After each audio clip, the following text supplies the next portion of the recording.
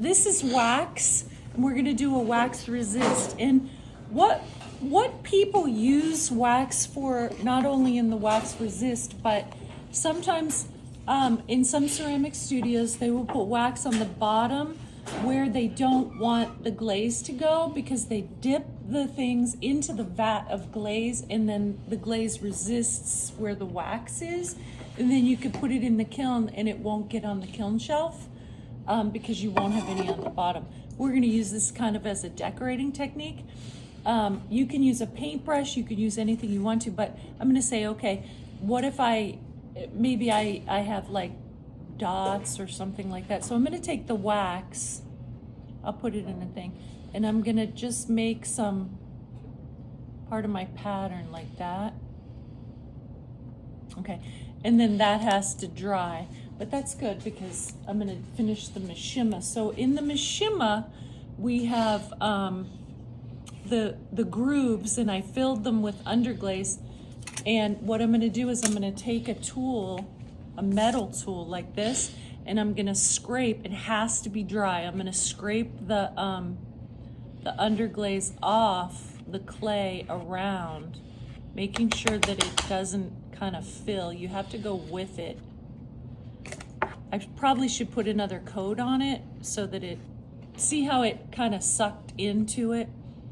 But so what you're going to do is go with the line, making sure that you don't get anything in it. And you have to be really kind of methodical about it, because clay will get in there. So this is what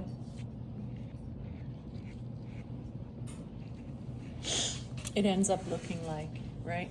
So it's a line it's just a line, and it's a great way to make like a perfect line. So if you wanted to write something, like do letters or do something like that on your pottery, I would do the grooves instead of trying to paint those little lines of the letters, because that's really hard.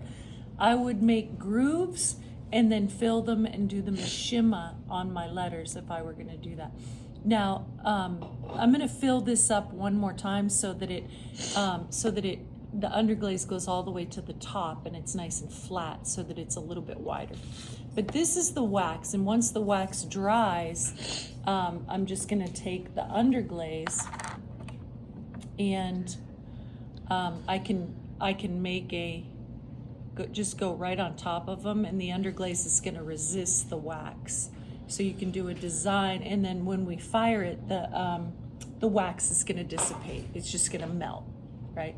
And so you'll have those little dots. So that's wax resist, slip sgraffito, mishima, and then we talked about the slip trailing was just where you take the little bottles and you do some designs like that. Okay, any questions?